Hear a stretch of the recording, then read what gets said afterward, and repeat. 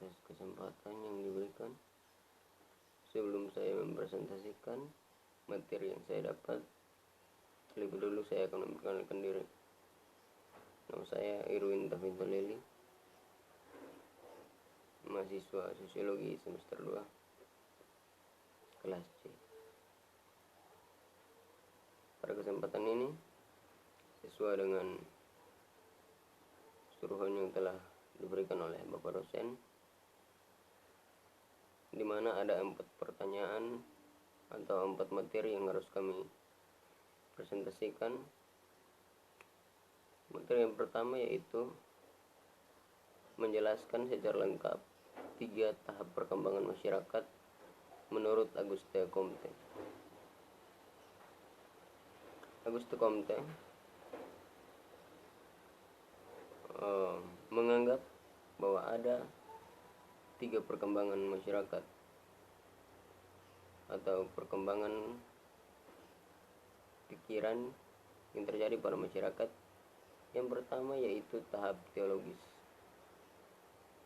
Tahap ini dimulai sekitar tahun 1300-an dan menjadi ciri dunia. Tahap ini meyakini bahwa segala sesuatu yang terjadi di dunia ini dikendalikan oleh kekuatan supranatural yang dimiliki oleh para dewa, roh, ataupun Tuhan. Jadi pada tahap ini masyarakat mempercayai bahwa setiap kejadian alam itu merupakan tindakan yang dilakukan oleh para dewa, roh, ataupun Tuhan. Pemikiran ini menjadi dasar yang mutlak untuk menjelaskan fenomena-fenomena yang terjadi di sekitar manusia. Jadi misalnya seperti fenomena alam seperti gempa bumi, mereka menganggap bahwa itu adalah mereka menganggap gempa bumi dan gunung meletus itu karena para raksasa sedang berperang. Jadi pada saat itu masyarakat pada saat itu menganggapnya seperti itu. Kemudian dalam tahap teologis terdapat 3 kepercayaan yang dianut oleh masyarakat. Yang pertama, fetisisme dan dinamisme. Fetisisme dan dinamisme ini menganggap bahwa alam semesta mempunyai jiwa. Contohnya bergemuruhnya guntur disebabkan oleh raksasa yang sedang berperang dan lain-lain. Kemudian ada animisme yang mempercayai bahwa dunia sebagai kediaman roh-roh ataupun makhluk-makhluk halus. Dan yang kedua ada politisme. Politisme ini sedikit lebih maju dari kepercayaan sebelumnya, yaitu fetisisme dan dinamisme.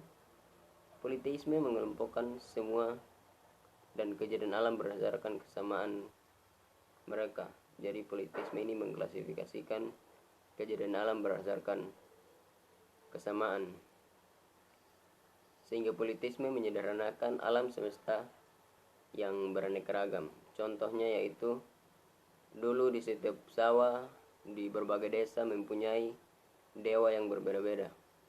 Namun semenjak adanya politisme ini, semua sawah di desa manapun mempunyai dewa yang sama.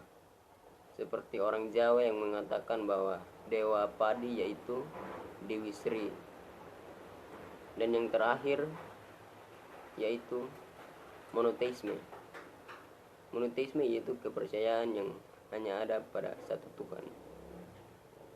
Kita masuk ke tahap yang kedua yaitu tahap metafisik. Pada tahap ini manusia mengalami pergeseran cara berpikir dari tahap teologis, yaitu semua fenomena yang terjadi di sekitar manusia merupakan kehendak roh, dewa, atau Tuhan. Namun pada tahap ini mulai muncul konsep-konsep abstrak atau kekuatan abstrak selain Tuhan, yaitu alam.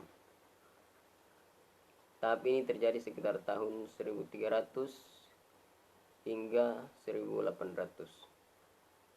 Tahap yang ketiga yaitu positivisme. Pada tahap ini, semua gejala alam atau fenomena yang terjadi dapat dijelaskan secara alamiah, di mana semua fenomena manusia sudah mulai berpikir secara rasional dan tidak menganggap fenomena alam sebagai tindakan dewa, roh, ataupun Tuhan, melainkan sudah bisa dijelaskan secara ilmiah berdasarkan peninjauan, pengujian, dan dapat dibuktikan secara empiris. Lembaga agama yang dulunya mengatur segalanya pada tahap ini menyerahkan hegemoninya kepada lembaga-lembaga lain, sehingga muncullah lembaga-lembaga lainnya. Selain itu, muncul sekularisme atau pemisahan di bidang agama dan bidang lainnya. Pada tahap ini menjadikan ilmu pengetahuan berkembang dan segala sesuatu menjadi rasional, sehingga tercipta dunia yang lebih baik karena orang cenderung melakukan pencarian sebab mutlak dan orang berhenti melakukan pencarian sebab mutlak seperti Tuhan ataupun alam, dan mereka lebih berkonsentrasi pada penelitian terhadap dunia sosial dan fisik dalam upaya untuk menemukan hukum yang mengaturnya.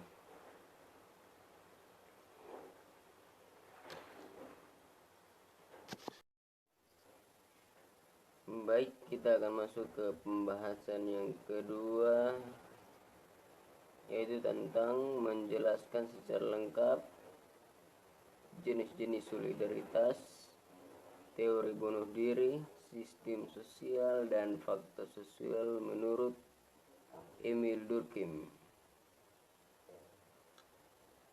Yang pertama, jenis-jenis solidaritas. Emil Durkheim membagi jenis-jenis solidaritas ke dalam dua jenis, yaitu yang pertama solidaritas mekanik. Solidaritas mekanik didasarkan pada suatu kesadaran kolektif bersama yang menunjuk pada totalitas kepercayaan dan sentimen-sentimen bersama yang rata-rata ada pada masyarakat yang sama. Solidaritas ini merupakan bentuk yang tergantung pada individu-individu yang memiliki sifat-sifat yang sama dan menganut pemikiran normatif yang sama pula. Menurut Durkheim, indikator yang paling jelas untuk solidaritas mekanik adalah ruang lingkup dan kerasnya hukum-hukum. Maksud dari hukum-hukum ini adalah apabila terdapat suatu kesalahan yang dilakukan oleh anggotanya, maka kesalahan itu dianggap sebagai perbuatan jahat dan sanksi yang diterima tidak bersifat rasional dan kemarahan kolektif dari anggota lainnya. Ciri lain dari solidaritas mekanik ini yaitu didasarkan pada suatu tingkat hegemonitas yang tinggi dalam kepercayaan, sentimen, dan sebagainya. Yang kedua, solidaritas organik. Solidaritas organik muncul karena adanya pembagian kerja yang besar. Solidaritas ini didasarkan pada tingkat saling ketergantungan yang tinggi. Ketergantungan ini bertambah sebagai hasil dari bertambahnya spesialisasi dalam pembagian pekerjaan yang memungkinkan dan juga bertambahnya perbedaan di kalangan individu. Durkheim mempertahankan bahwa kuatnya solidaritas organik ditandai oleh pentingnya hukum yang bersifat memulihkan atau restitutif yang berfungsi untuk mempertahankan dan melindungi pola saling ketergantungan yang kompleks antara berbagai individu yang berspesialisasi atau kelompok-kelompok dalam masyarakat. Perbedaan solidaritas mekanik dan organik yaitu pembagian kerja rendah pada solidaritas mekanik, pembagian kerjanya rendah, dan pada solidaritas organik pembagian kerjanya tinggi. Yang kedua, pada solidaritas organik kesadaran kolektifnya kuat, sedangkan pada solidaritas organik kesadaran kolektifnya rendah. Yang ketiga, solidaritas mekanik hukum resepsifnya dominan, sedangkan pada solidaritas organik hukum restitutifnya dominan. Kita beralih ke bagian kedua, yaitu tentang teori bunuh diri. Karya besar Durkheim mengenai bunuh diri merupakan usahanya untuk menguji pandangannya tentang faktor sosial. Durkheim mendefinisikan bunuh diri sebagai semua kasus kematian yang disebabkan baik secara langsung maupun tidak langsung oleh tindakan positif maupun negatif pelakunya, di mana sang pelaku tahu bahwa tindakannya itu akan menyebabkan kematian pada dirinya.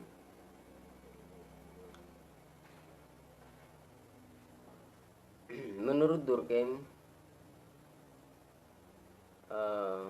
tafsiran psikologis ini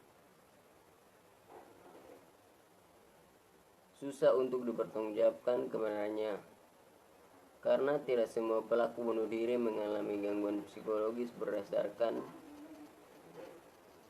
data yang dikumpulkan Durkheim, terlihat adanya hubungan di antara kasus bunuh diri dengan ciri sosial pelakunya.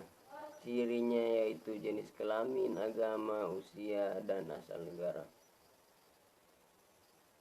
Hasil tafsiran ekologi juga tidak memuaskan Durkheim. Berdasarkan data statistik, tidak terlihat adanya hubungan antara tingkat bunuh diri dengan variabel-variabel ekologis seperti iklim, suhu, kelembapan udara baik di Eropa atau tempat lain. Di samping itu, Durkheim juga menguji dan menolak teori imitasi yang dikemukakan oleh seorang teoretikus yang sama dengannya, psikologi sosial Prancis yang bernama Gabriel Tarde, yang mengatakan bahwa seorang melakukan bunuh diri dalam ranah tindakan lainnya karena meniru tindakan orang lain. Durkheim mengakui bahwa beberapa individu yang melakukan bunuh diri memang bisa saja meniru, namun itu hanyalah faktor kecil yang tidak memiliki pengaruh signifikan dalam rangka bunuh diri secara keseluruhan. Tipe-tipe bunuh diri menurut Durkheim yaitu: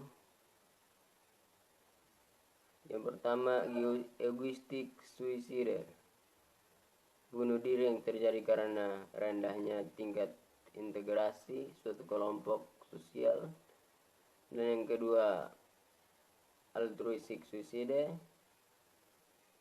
bunuh diri yang terjadi karena integrasi sosial yang sangat kuat di dalam masyarakat.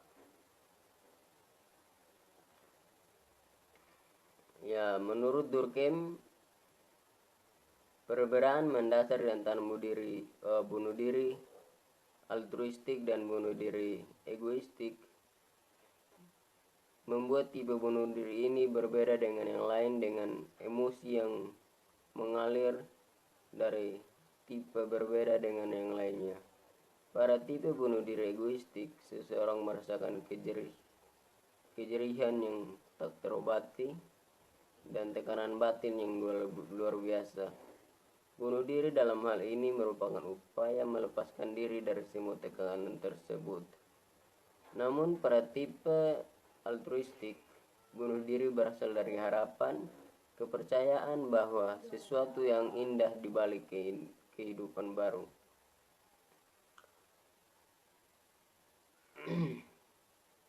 Bunuh diri dilakukan dengan suatu semangat yang luar biasa. Secara khusus ada 3 tipe bunuh diri altruistik.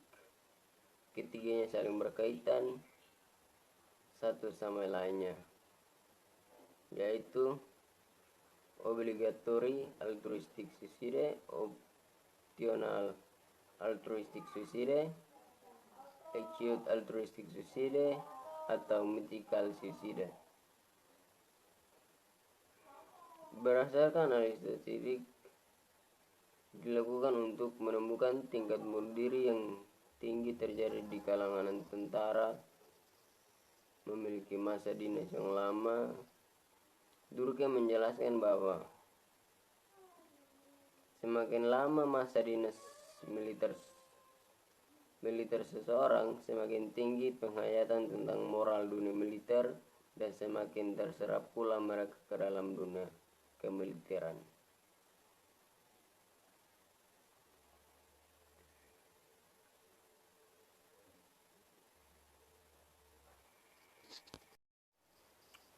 Kita akan masuk ke pembahasan yang berikutnya, yaitu pembahasan yang ketiga, tentang menjelaskan secara lengkap tindakan sosial menurut Weber, teori birokrasi, dan teori kapitalisme. Yang pertama, tindakan sosial menurut Max Weber. Tindakan sosial menurut Max Weber adalah suatu tindakan individu sepanjang tindakan itu mempunyai makna atau arti subjektif bagi dirinya dan diarahkan kepada tindakan orang lain. Suatu tindakan individu yang diarahkan kepada benda mati tidak masuk ke dalam kategori tindakan sosial. Suatu tindakan akan dikatakan sebagai tindakan sosial ketika tindakan tersebut benar-benar diarahkan kepada orang lain atau individu lain. Meski tak jarang tindakan dapat berupa tindakan yang bersifat membatin atau bersifat subjektif yang mungkin terjadi karena pengaruh positif dari situasi tertentu. Ciri-ciri tindakan sosial ada 5 ciri. Menurut Max Weber ada 5 ciri tindakan sosial. Yang pertama, jika manusia itu menurut aktornya mengandung makna subjektif dan hal itu bisa meliputi berbagai tindakan nyata. Yang kedua, tindakan nyata itu bersifat membatin sepenuhnya. Yang ketiga, tindakan itu berasal dari akibat pengaruh positif atau suatu situasi, tindakan yang sengaja diulang, atau tindakan akan bentuk persetujuan secara diam-diam dari pihak manapun. Yang keempat, tindakan itu diarahkan kepada seseorang atau kepada individu. Yang kelima, tindakan itu memperhatikan tindakan orang lain dan terarah kepada orang lain. Adapun tipe-tipe tindakan sosial, yang pertama, tindakan rasionalitas instrumental. Tindakan ini merupakan suatu tindakan yang dilakukan seseorang didasarkan atas pertimbangan dan pilihan sadar yang berhubungan dengan tujuan itu dan ketersediaan alat-alat yang digunakan untuk mencapainya. Tipe yang kedua yaitu tindakan rasional nilai. Tindakan ini merupakan pertimbangan dan perhitungan yang sadar, sementara tujuan-tujuannya sudah ada dalam hubungannya dengan nilai-nilai individu yang bersifat absolut. Tipe yang ketiga yaitu tindakan efektif atau tindakan yang dipengaruhi oleh emosi. Tindakan sosial ini didominasi oleh perasaan atau emosi tanpa refleksi intelektual atau perencanaan sadar. Tipe yang keempat, tindakan sosial, tindakan tradisional, tindakan karena kebiasaan. Dalam tindakan jenis ini, seseorang memperlihatkan perilaku tertentu karena kebiasaan yang diperoleh dari nenek moyang tanpa merefleksi sadar atau tanpa perencanaan. Ya, kita akan masuk pada bagian ketiga tentang teori kapitalisme. Menurut Max Weber, kapitalisme merupakan paham yang baik yang dapat menyejahterakan manusia jika memakai teori ini. Kapitalisme berawal dari etika Protestan yang mengajarkan untuk hidup hemat, rajin bekerja, disiplin sebagai bentuk pemujaan terhadap Tuhan. Selain itu, etika Protestan sangat ketat sekali terhadap hidup santai dan bersenang-senang. Karena hal itu, muncullah semangat kapitalisme. Dalam hal ini ada tiga sebab yang memunculkan adanya kapitalisme menurut Max Weber. Yang pertama, bila kapitalisme merupakan hasil tindakan manusia, maka tentulah ada tindakan khusus yang dilakukan oleh kelas tertentu. Yang kedua yaitu yang membedakan tipe kedua tersebut dengan yang lahirnya adanya etos atau mental khusus semangat kapitalis. Yang ketiga, bila semangat kapitalis itu merupakan syarat kelahiran kapitalis, dari mana datangnya semangat itu? Disinilah sumbangan pemikiran asli Weber, yakni semangat kapitalis yang ditemukan dalam etika Protestan, khususnya Calvinis. Weber mengadakan penelitian mengenai peran agama dan pengaruhnya atas etika ekonomi. Weber mencoba membuktikan bahwa tanpa reformasi Protestan, kapitalisme tidak akan pernah dapat dikembangkan hingga kemajuan seperti sekarang ini. Dia menampilkan bukti mengenai hubungan antara berbagai bentuk tertentu agama Protestan dan perkembangan yang sangat cepat menuju kapitalisme. Keempat, atau pembahasan yang terakhir, tentang menjelaskan secara lengkap teori dialektika, kesadaran palsu, agama sebagai candu, dan relasi ekonomi politik menurut Karl Marx. Yang pertama, dialektika. Kata dialektika berasal dari bahasa Yunani, yaitu dialego, yang artinya pembalikan, perbantahan. Dengan istilah dialektika, Marx mengacu pada kondisi-kondisi fundamental dan eksistensi manusia. Di dalam pengertian lama, dialektika bermakna seni pencapaian kebenaran melalui cara pertentangan dalam perdebatan dari suatu pertentangan berikutnya. Karl Marx tidak pernah menggunakan istilah materialisme historis atau materialisme dialektis. Dia memakai istilahnya sendiri, yakni metode dialektika, yang berkebalikan dengan metode dialektika milik Hegel dan metode dialektika dari dasar materialistisnya. Dengan istilah metode dialektika, dia mengacu pada kondisi-kondisi fundamental eksistensi manusia. Ajaran filsafat Marx disebut juga materialisme dialektika dan disebut juga materialisme historis. Disebut sebagai materialisme dialektika karena peristiwa ekonomi yang didominir oleh keadaan ekonomis yang material berjalan melalui proses dialektika. Dengan demikian, pengertian dialektika menurut Karl Marx yaitu suatu metode diskusi tertentu dan suatu cara tertentu dalam berdebat yang di dalamnya terdapat ide-ide kontradiktif dan pandangan-pandangan yang bertentangan dilontarkan. Marx menganut dialektika tersebut dan menempatkan filsafat materialismenya dalam bentuk dialektika murni. Jadi dialektika modern menurut klaim-klaim kaum dialektikawan adalah hukum berpikir dan sekaligus realitas. Karena itu, dialektika modern adalah metode berpikir dan prinsip yang menjadi dasar eksistensi dan berkembangnya realitas. Materi yang kedua yaitu mengenai masalah kesadaran palsu. Menurut Marx, sebelum pekerjaan mengembangkan kesadaran kelas, mereka benar-benar hidup dalam kesadaran palsu. Pada intinya, kesadaran palsu adalah kebalikan dari kesadaran kelas. Individualitas bukan kolektif di alam menghasilkan pandangan diri sendiri sebagai suatu kesatuan yang terlibat dalam persaingan dengan orang lain dari status sosial dan ekonomi seseorang. Menurut Marx dan teori sosialnya, Kesadaran palsu berbahaya karena mendorong seseorang untuk berpikir dan bertindak dengan cara yang berlawanan dengan ekonomi, sosial, dan politik.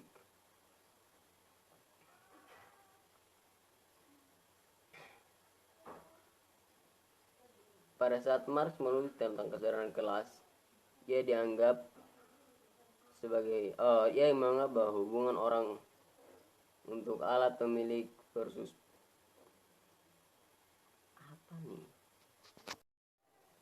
Baik, kita akan masuk ke pembahasan berikutnya tentang teori alienasi Karl Marx. Karl Marx mencetuskan teori mengenai alienasi diri dalam manuskrip Ekonomi dan Filsafat. Secara filosofis, teori ini bergantung pada esensi kekristenan yang menyatakan bahwa gagasan Tuhan yang supranatural telah mengalienasikan karakteristik alami manusia. Setelah itu, dalam Der Einzig und sein Eigentum, Max Stirner mengembangkan alienasi Feuerbach dengan mengatakan bahwa gagasan kemanusiaan adalah sebuah konsep yang mengalienasikan individu-individu. Marx dan Engels menanggapi gagasan filosofis tersebut dalam ideologi Jerman. Berikutnya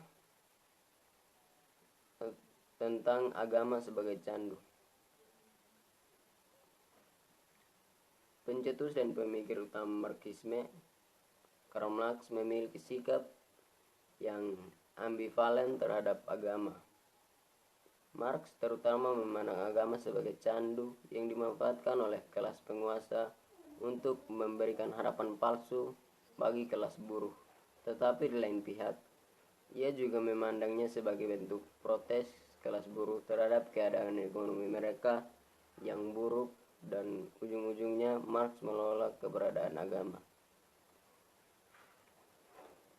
Dalam interpretasi teori Marxis oleh kaum Marxis-Leninis yang utamanya dikembangkan oleh Vladimir Lenin, agama dianggap berdampak negatif bagi perkembangan manusia, sehingga negara-negara sosialis menerapkan Marxisme-Leninisme bersikap ateistik dan anti-agama. Itulah alasan mengapa beberapa pemerintah berhaluan Marxisme-Leninisme pada abad ke-20 seperti Uni Soviet, Republik Rakyat Tiongkok, membuat peraturan untuk memperkenalkan konsep ateisme negara. Akan tetapi, bukan berarti tidak adanya kelompok komunisme agamis. Bahkan komunisme Kristiani memegang peran penting dalam perkembangan awal komunisme.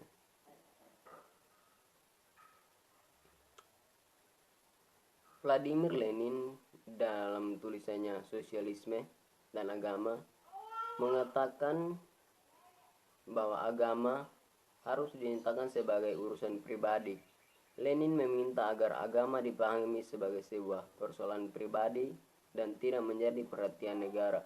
Menurut Lenin, setiap orang sudah seharusnya bebas menentukan agama yang dianutnya, atau bahkan tanpa agama sekalipun, yaitu menjadi seorang ateis. Namun diskriminasi di antara para warga sehubungan dengan keyakinan agamanya sama sekali tidak dapat ditolerir oleh negara. Dalam tulisan ini, Lenin menginginkan agar penyebutan agama seseorang di dalam dokumen dibatasi. Demikian penjelasan saya tentang materi-materi di atas. Jika ada salah kata atau materi yang saya berikan kurang, saya mohon maaf. Sekian dan terima kasih.